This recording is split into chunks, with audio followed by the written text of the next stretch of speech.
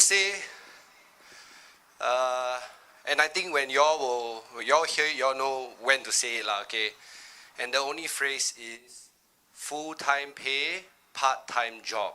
Okay, I'm going to say again, full-time pay, part-time job. All right, okay, let's get it started, Okay.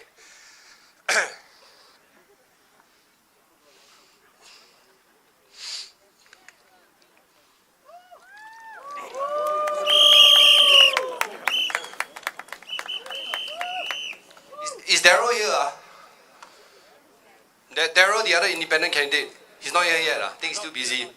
Anyway, later y'all see him, y'all try not to hug him too tight. He's very frail. He'll be here to do meet and greet with y'all here. He cannot come here because if he come here, both of us go jail. Okay? Okay, this is the first independent rally since 10 years ago. So give it up. I know, because I was there also. But this time, we are going to have a real chance of getting the first ever independent candidate into Parliament.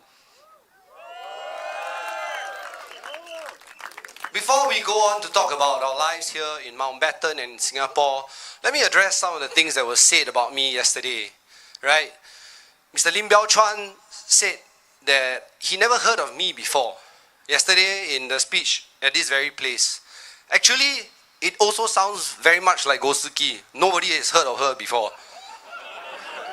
Okay? In fact, nobody even heard about her policies before. All I have is a video of her saying she wants diversity and she's a renegade. Beyond that, I don't know what else she offers. In fact, she told me this twice in the nomination center. She says her PAP colleagues know she's fiercely independent and will never be afraid to challenge the party. Who believes that? Right. In fact, if you are so independent, you should come and join me instead. We can both run the town together. At least since 1st of April, April Fool's Day, my website has been available to the public. All of my policies has been on that site. Statistics as well. I know that this news cycle during the election will be full of mudslinging. People saying bad words to each other, saying racial slurs to each other. To my brother out there, Arifin, I hope you are doing well and I hope you win. So I kept all the receipts on my website. It doesn't matter if you believe the policies I advocate for are going to be implemented or not. It doesn't matter if you disagree with me. I encourage the disagreement. I think you guys have seen me go on Reddit and Hardware Zone to fight every single troll. But the reality is, I've been walking the digital grounds and the physical grounds. It is important for me to actually know what people online say. Because people online, they have a very thorough discussion on the statistics, and that is what I always encourage. That is the value of an independent candidate. I'm not going to stray away from policies that are inconvenient to speak about and hurt my fellow Singaporeans and my fellow residents of Mountbatten.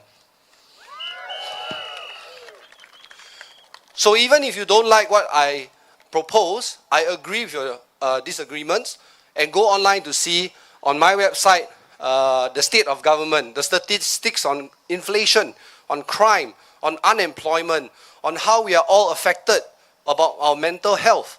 I highly encourage everybody to develop that sense of awareness of what the government is doing to us and the policies that can be formulated only when we have an open discussion on the data. So go check out my website, click on State of Government. There is a dark mode, there's Chinese translation, there's Malay, okay? No excuses.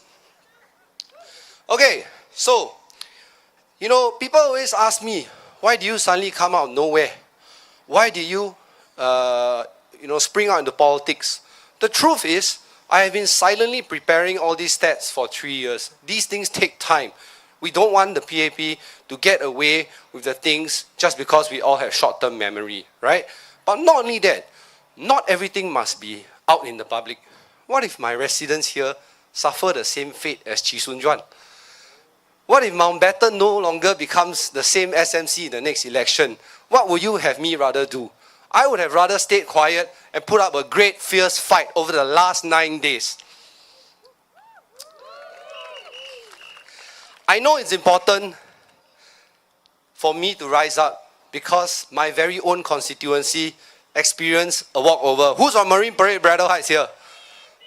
Walkover sucks, right? It's terrible, right? Yeah. So if I didn't step up, there will be a walkover in 2 places. One where I live and one where I really care about. Okay, by the way, this crowd size is already double of what yesterday's PAP crowd size was. Okay? Okay? And they borrow volunteers from Marine Parade because Marine Parade walkover, they're very free. They all just come and tompang. Okay. Okay.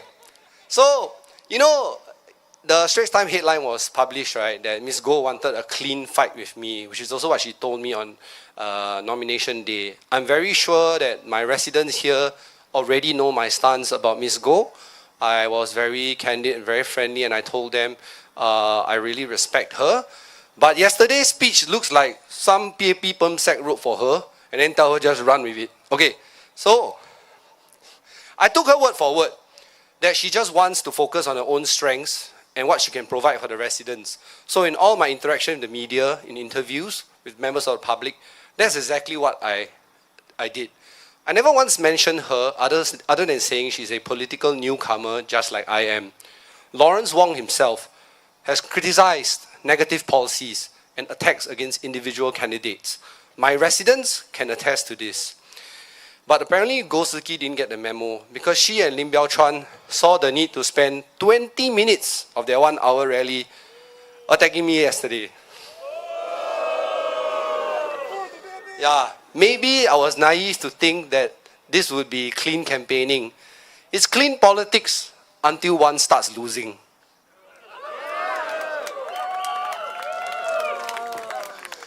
Maybe at this point, she views me as a real threat, and that asking voters to choose her on her own merits wouldn't be enough to win. Maybe she doesn't really have anything meaningful to say about why she would be a good candidate, the best candidate, other than, trust me bro, I volunteered with PAP 13 years already. Maybe, given how long she's been in the PAP, it's just her and the party's DNA to engage in negative politics. She did try to disparage me as a candidate, attacking my credentials and questioning my motives and credibility, so I have no choice but to respond. Ms. Goh, you brought this upon yourself. I'm so sorry. So, the first comment that I had from Mr. Lim Biao Chuan yesterday, he said, there's something about Jeremy Tan's language that I don't quite agree with. But I think, you know what, Mr. Lim? I think more Singaporeans sound like myself than Ms. Goh or yourself, you know. I think perhaps it's because we speak different languages that you have been tone deaf to your residents. Okay. So, I've kept receipts. I'm a very vindictive person. So, one of your residents told me that when he approached you for his concerns, you told him, and I quote, "You think so easy to do this job, you run for office law." He's volunteering here, by the way. I tell you, later you all can go look for him. Another one of your residents told me that when he messaged you on Facebook to say, "Hi, Mr. Lim," you told him, "You should start with good morning, Mr. Lim." I got the receipts, so I can actually forward it to them. Don't pofma me, okay? I may jokingly call myself Encik Bitcoin, but he is the one behaving more like the Encik. And then on your community, they say that, you know, there's the RC network, there's the community of volunteers, right? But let's really talk about community. Your community has really not liked the way it is run ever since you went into ORD mode, okay? They reach out to me and tell me they don't like how people are parachuted into places inside Mountbatten from outside Mountbatten. They don't like that there is no transparency in managing the volunteer network. They don't like that the same programs are being run over and over again in the youth network. Nobody really wants to change anything and introduce new life and new products and new events into Mountbatten. So that's what the feedback I've gotten from the youth voters. The ones that are still in university, the ones that are having trouble to find jobs, and the ones that are actively volunteering in Mountbatten. So for Mr. Lim Biao Chuan, please know, you have been ORD mode, so there must be a handover. Now, it will be me, but let's find out why, right? Okay. He also talked about the active aging centers. He said, does Jeremy know anything about active aging center? I play basketball with Kenny from the active aging center. We talked about issues in Mountbatten and the food bank. He wants to thank Mr. Lim Biao Chuan for a good job, but he's happy to work with me. Lim Biao Chuan himself, when bringing Goh Sik Ki around, by the way, residents of Mountbatten, you are voting for Goh Sik Ki or Jeremy Tan. It's not Lim Biao Chuan plus Goh Sik Ki versus Jeremy Tan. Okay, on the ballot paper, got lightning and got dog. You choose the dog. Okay.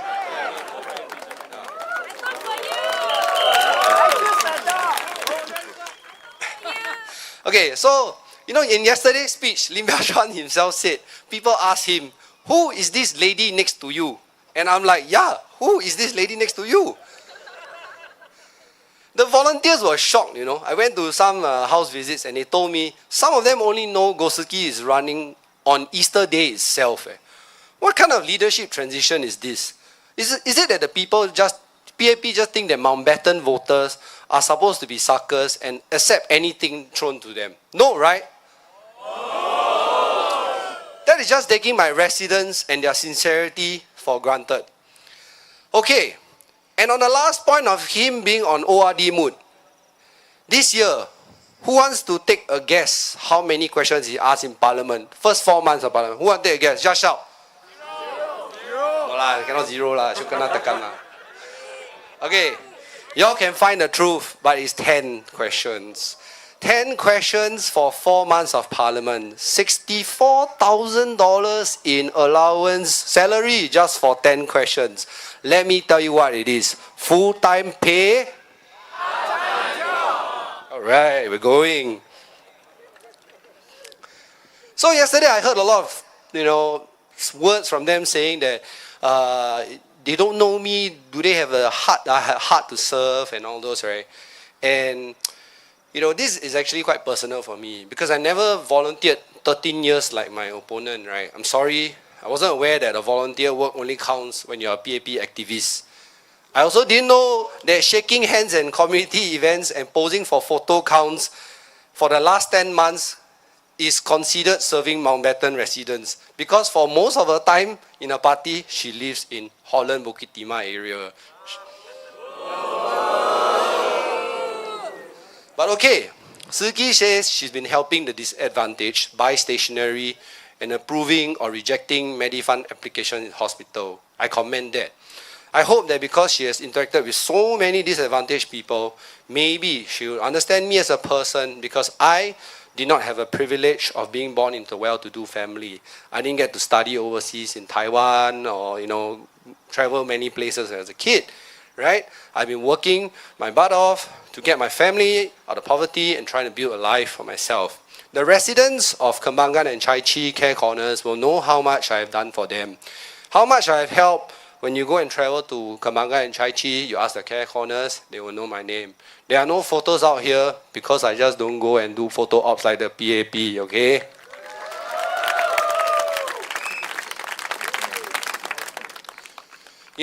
Why do I do this? I didn't need to join a political party to do all this, to only help those that support or vote for the party.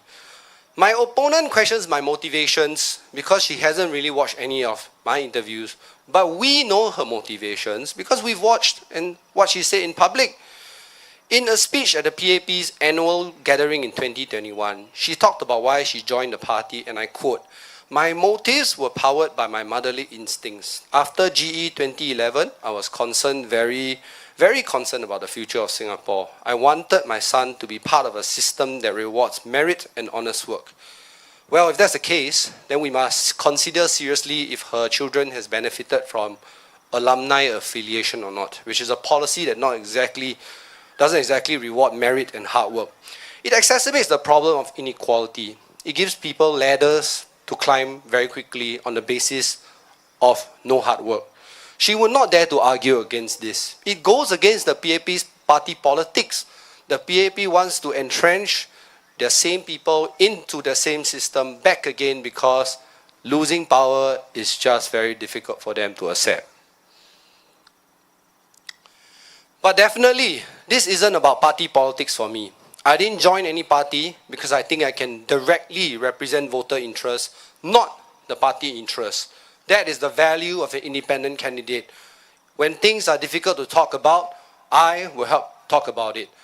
When things require your attention before Parliament, I will work on it. We don't need to wait for a Meet the People session. We don't need to wait for a complaint email. We do not need to wait for the 2 sittings in Parliament before we get this done.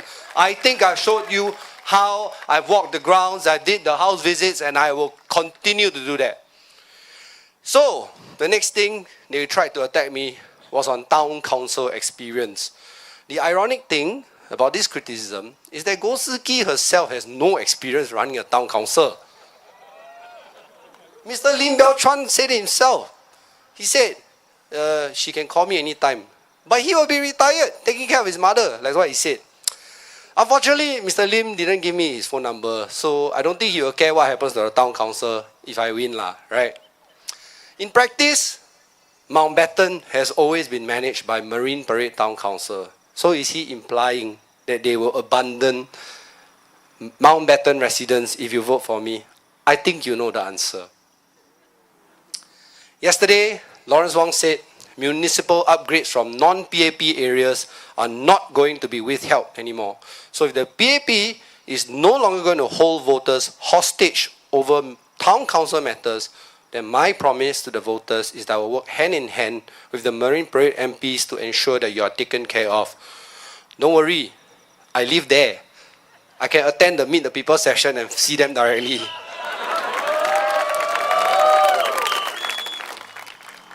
So these few days, running on 4 hours of sleep per day, very tired, very shagged. You know, some uncles scold me as if like I'm Lim Biao-chuan like that. Okay? Just now, I have uploaded a transparent Google Sheet on my website under Mountbatten page. It contains the list of all contractors that lost their bids when they were bidding for Marine Parade Town Council. It contains the categories. It contains whether or not it affects Mountbatten. I have reached out to some of them and I'll be reaching out to more. If you have lost bids for Marine Parade Town Council before and it affects Mountbatten, my message to you is clear. Mountbatten is open for business. Let's assume that the PAP abandons you. I call Lim Biao-chuan, but he don't want to pick up. Okay, what happens? Look, people tend to say this in every election, that somehow the grounds are not swept, the garbage is not collected. Firstly, not to worry, all the contracts are good for another 2 years. We have a very credible and durable time that we are able to build out our capacities. So relax. But more importantly, let's look at history. Low Tia Kiang did not have experience. Cham Si Tong ran twice as an independent before really breaking through. You know, I have spent the last 10 to 15 years bootstrapping, not taking any investments from people, building up my business and running a show where, you know, managing employees where they can work from home. Running a town council really is about making sure things are efficiently run, and that's the way I will do it. Right? Running a town council is running a business. It is a full-time job. It is a full-time job and not a part-time job. You are my customers that I need to keep satisfied. You don't pay me money. You pay me in trust and votes. Okay. So I think maybe one of my residents here, he recounted this story to me. Okay, I was at his house and this is at Dakota Breeze. It's quite a few of them.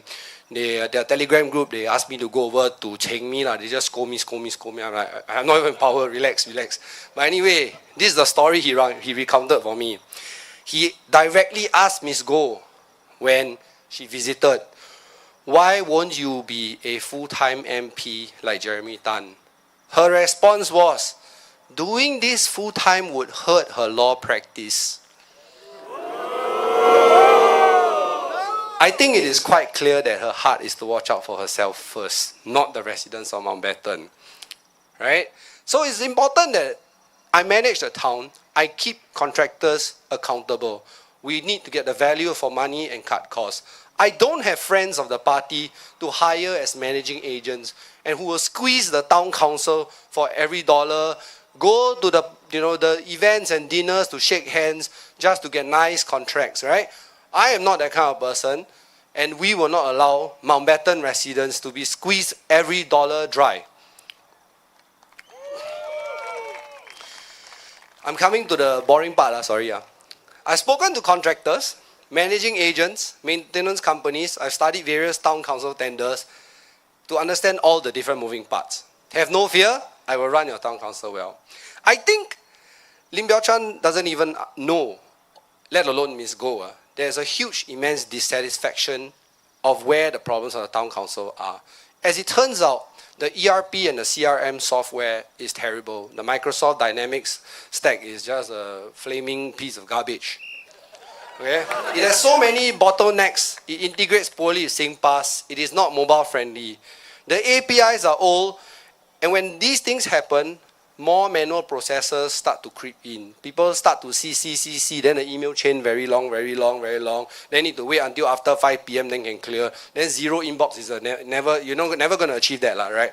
So on day one, I will rebuild the entire tech stack. I used to build ERPs back in my day running businesses. I had a warehouse, I had a shop, I had an office, yet all my employees chose to work on their own timing. They just, schedule for each other the timing that they want, right?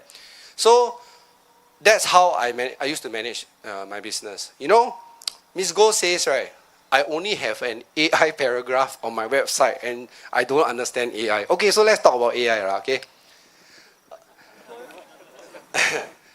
Firstly, I think it's very important to know that I'm a software engineer by heart.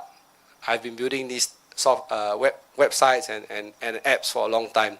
And if it can really help the residents of Mountbatten, we should really kind of invest in it. All right? We cannot have a system whereby people are just waiting for their time or their appointment to speak to your RC. We cannot have a system whereby you have to wait until 9 to 5. We need something that's more 24/7. Okay? So AI is really going to change a lot of things, and we will rebuild that stack from day one.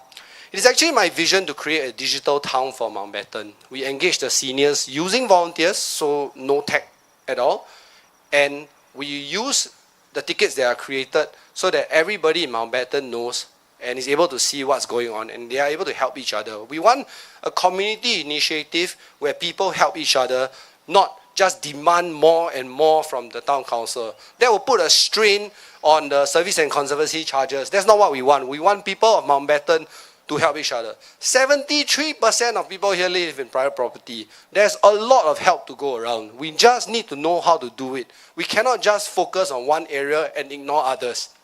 And also, the managing agent fees are very high because the software is bad. Better tools and technology would enable our volunteers to have more transparency. A hybrid model is the best for Mountbatten because we are a small SMC. Investing well is also necessary. We cannot run away. We don't have the economies of scale to bid for, get the contracts, right? So we need to do these things to be here. Okay, so this is the worst part of the day I have to go to, okay? Lim Biao Chan wanted to talk about lifts. He asked me yesterday, do you know about lifts? So this part is going to be exciting for some of you. I don't know. I can't believe I'm talking about this because Lim Biao Chan wanted me to talk about lifts. I'm doing this for them because first time in the history of Singapore, Bitcoin as a word has been muttered by a PAP candidate in a PAP rally. So I must return my opponents a favor.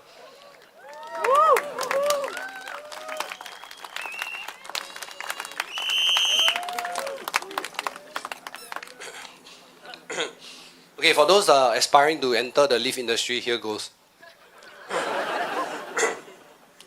Town council lift maintenance is done on a non-comprehensive basis with cyclical part replacement, where parts replacement and repair is excluded.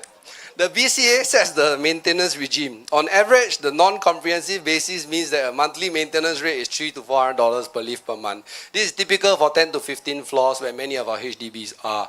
The number of floors affect the cost. The permit to operate fees are like that. Annual no-load test, $150. Special plan examination is $450. Approval fee for no-load. 5th year full load test, $600. SP approval fee for full load, $500. Comprehensive and maintenance is expensive, and it is 30 to 40% more than non-comprehensive. Okay, but more importantly, here's the point. Small firms cannot penetrate this lift maintenance contract because it is bundled under the FM category. So only EM services can tender. And everybody knows EM services means Cheng Hu lah, right? Smaller and more efficient firms, right, cannot break this wall. And they've tried to reach out to the PA just to say, maybe let me handle the community center. But there's always a glass ceiling. There's always a reason to reject them. Things are so opaque, and we don't know why these tenders are like that. These tenders are not even on GBs, by the way. All these tenders are on the Marine Parade Town Council website. So there's an incentive for them to keep it opaque. We need to be open-minded for the firms that are hardworking, because we want them to serve us and we can save money, not raise SNCC funds every year, right? And it's become very costly, SNCC funds. So they don't publish this on GBs. So that's the part about lifts. Anybody got questions, you can ask me. I'm becoming a lift expert already. Okay. So, on cleaning, people really tell me, you know cleaning how much? The answer is roughly about $8 to $11 per month per block lah. We have 62 blocks. Mosquito how much? $48 per month per block lah. Okay. So for all those people that tell me, Town Council, you know, Town Council, you know, tomorrow you go ask Ms. Gosuki these numbers. Okay? You go ask her.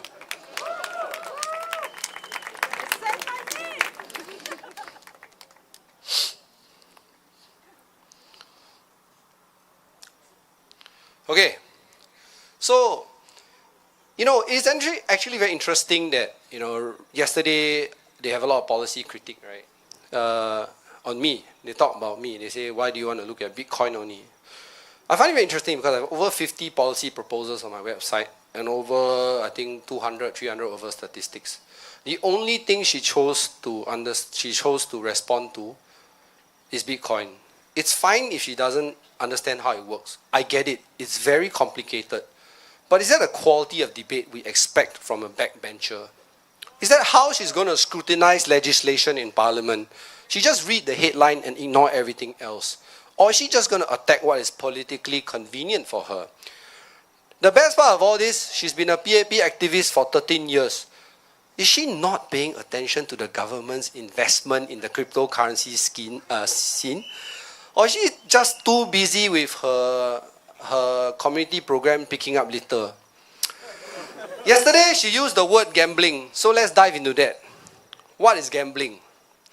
Firstly, there's a Toto shop beside the Fair Price. I want her tomorrow go and tell all the residents she's closing that now. Okay?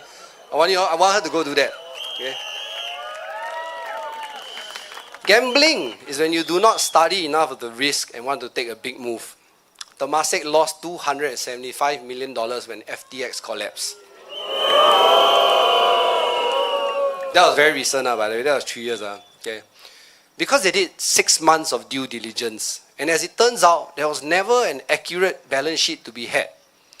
In my capacity as an angel investor, I cut $25,000 checks for around the last 90 days of diligence. They gave out $275 million for 6 months of diligence, and there was no balance sheet. It was probably just a Google sheet, and then, yeah, just have it. I'm Sam Bankman-Fried. Yeah, Sam Bankman-Friedman. So don't even get me started on e-fishery. This is a skill issue or organizational failure. And the funny thing is that at least with FTX, the user still can recover some claims. No, e-fishery is a total dead fish. There's nothing to be recovered from the e-fishery case. Temasek really blew themselves out of the water with this one. And the FTX deal was also handled by a foreign talent, a British fella inside Temasek. You know. These guys just find ways to screw us over and over again. So is it really gambling? You know?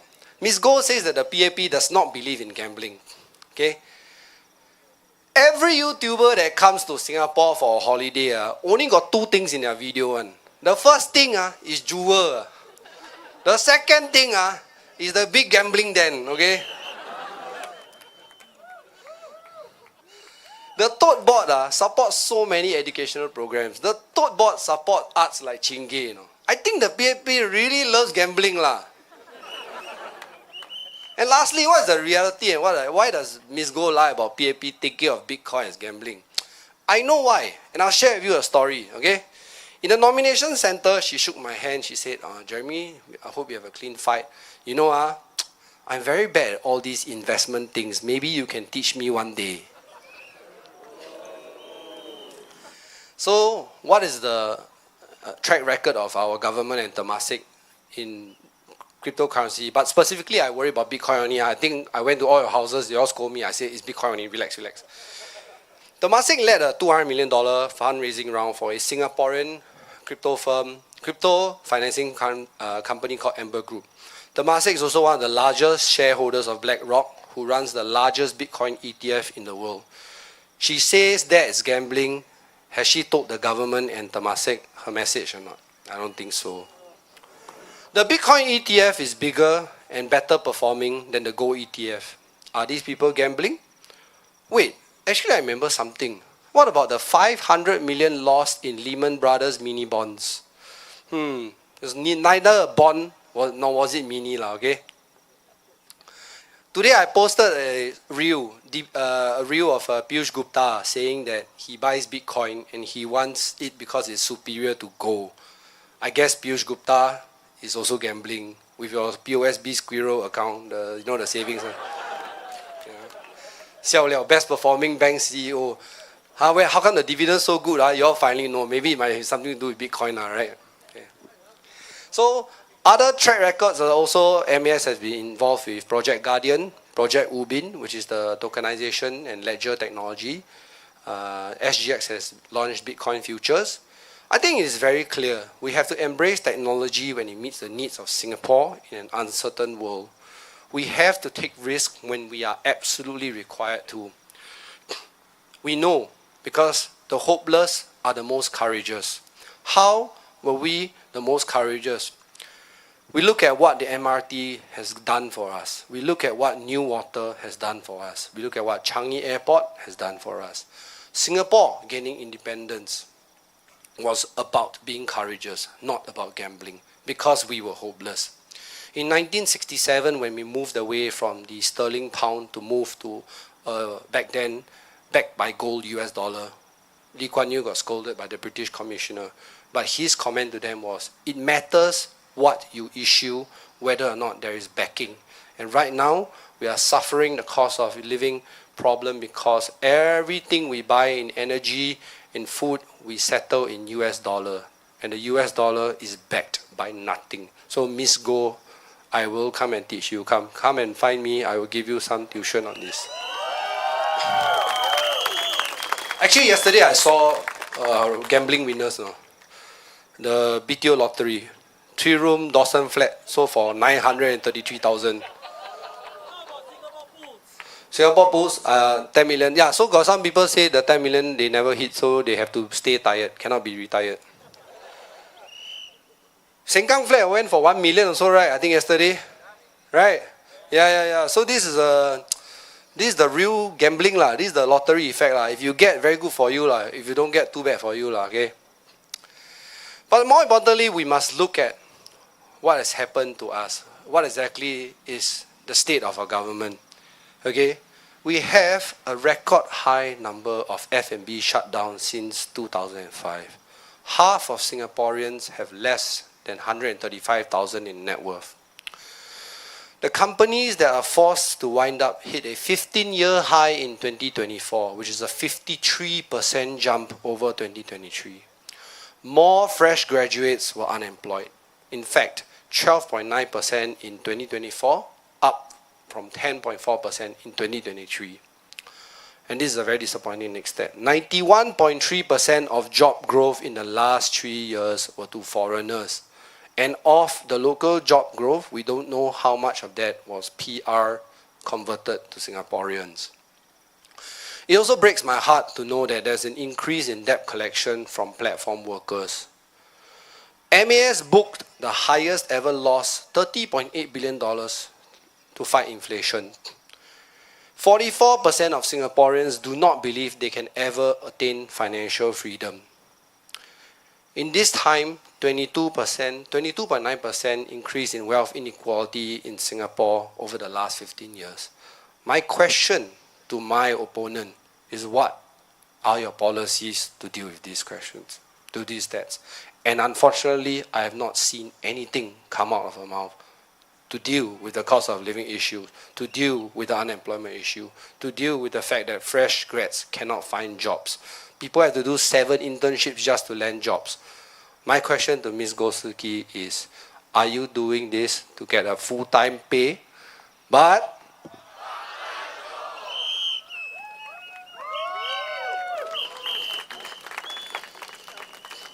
I think it's very important that we look at the state of Singapore and we look at how much HDB prices have risen. 44% in the last 5 years, 156% in the last 20 years. And we look at ourselves seriously.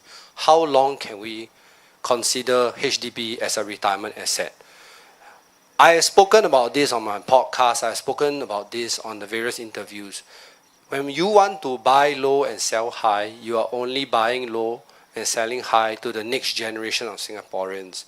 The PAP wants you to believe that this asset enhancement scheme will always happen. It will always be there.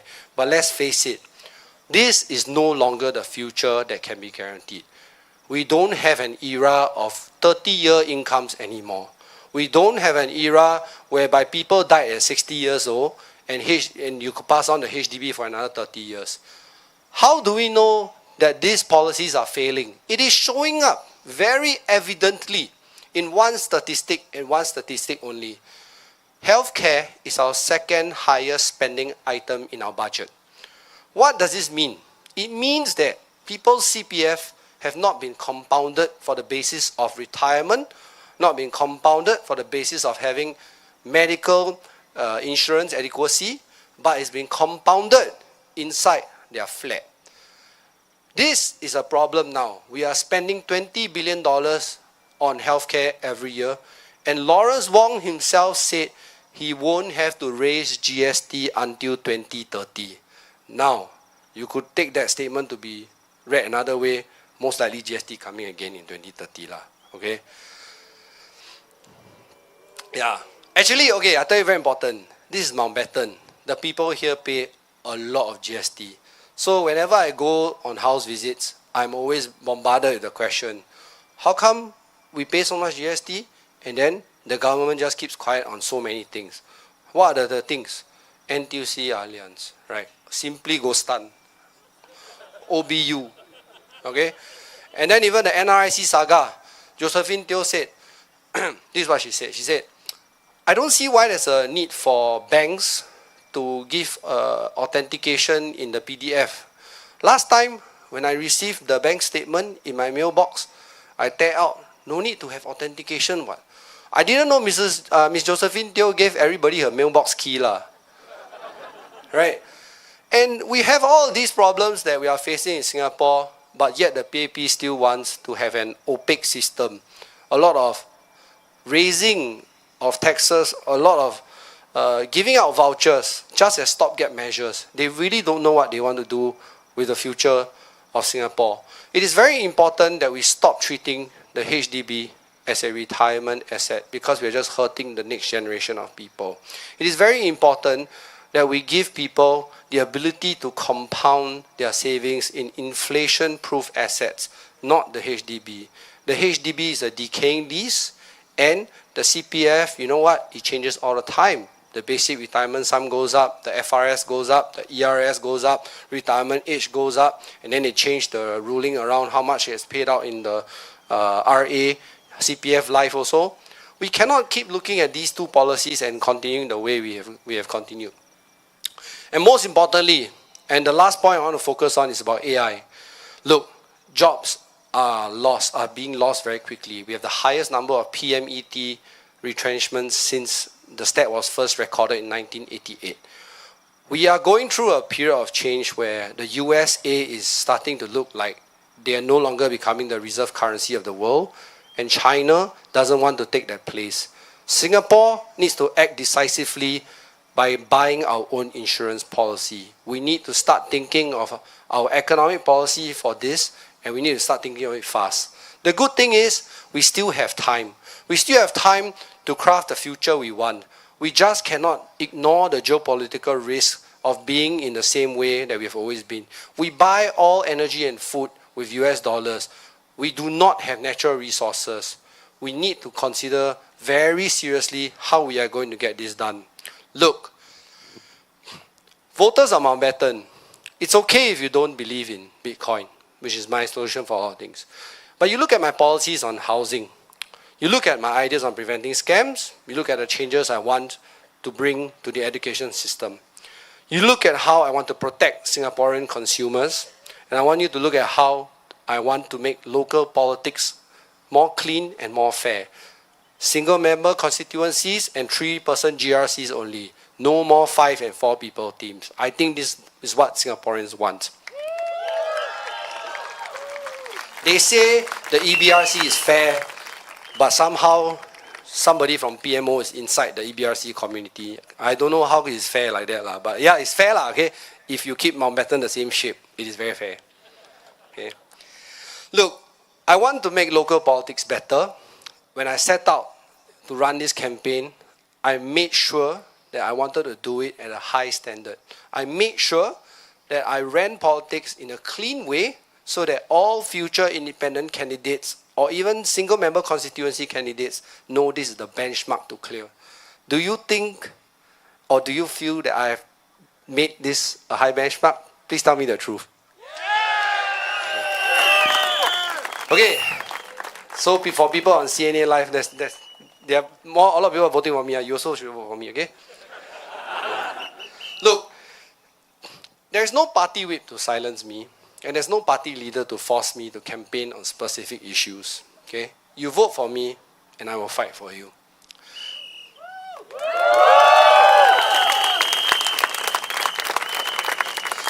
I'm sure voters in Mountbatten have been following the national narratives about whether voting against the PAP and losing ministers will weaken the government or not. Thankfully, you do not need to worry about this. If Goh Soo Ki win, she's not going to join the cabinet anyway, okay? If she was, she said she volunteered for 13 years, right? The PAP would have waited 1 decade to call her, right?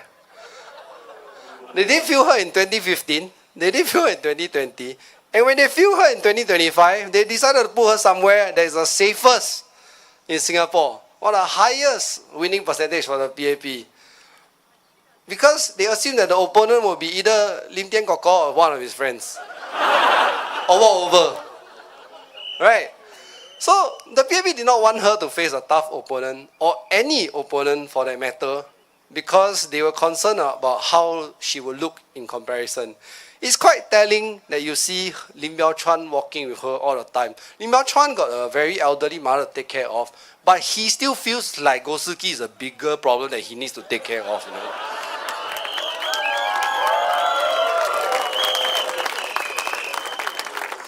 There's no minister campaigning here on her behalf, I tell you. Nobody from the Marine Parade Battle Heights is going to fight for me. Every one of them tompang to help her yesterday, okay? So, Lawrence Wong nor anyone else from cabinet has announced her as some political holder. If you vote for her, you are getting, you know, full-time pay. Okay. You're also getting a person that's a newcomer. You're also getting a person that has specifically said, if I run this full-time, it will hurt my legal practice. Okay. So you're not losing out by voting for me. In fact, you stand more to gain. 2 for 1, as they say. You vote for opposition, the NPA take care of you, right? You let me go and fight with the parliament on other things. I don't sound like that in parliament. I sound like that because it's how normal Singaporeans speak, okay?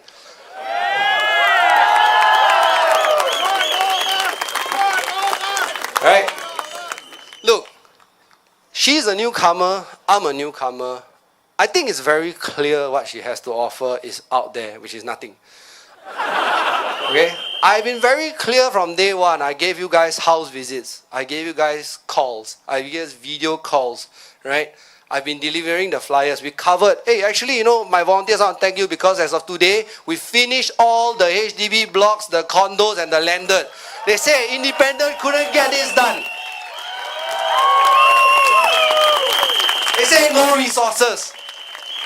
I don't know if it's going to spend the resources well, but yeah.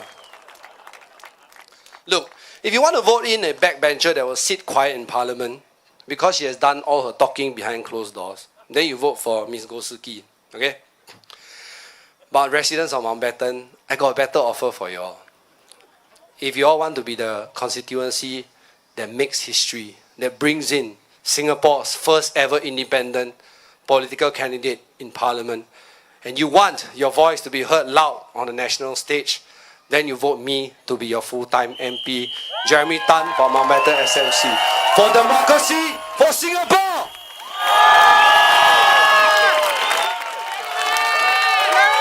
Thank you guys.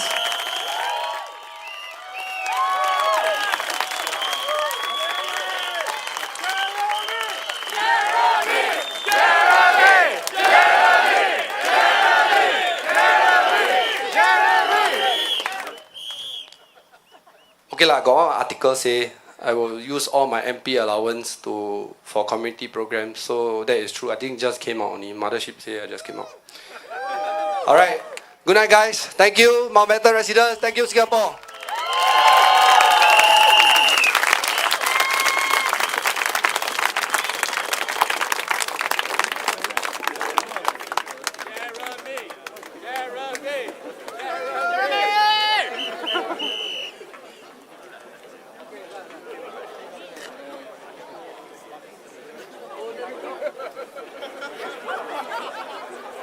A major part of it, but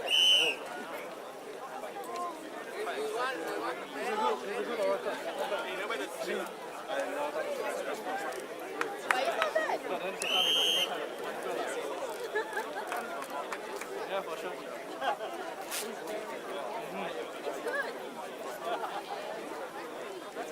Yeah, he just another degree. Yeah.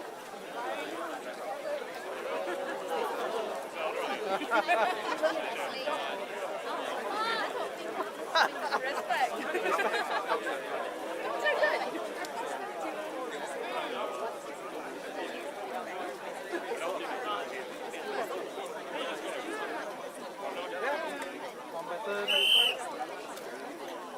One, two.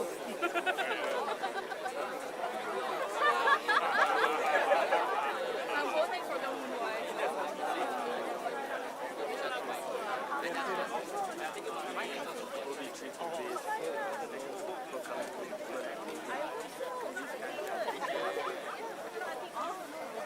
Wait, hunt. Let's say BP.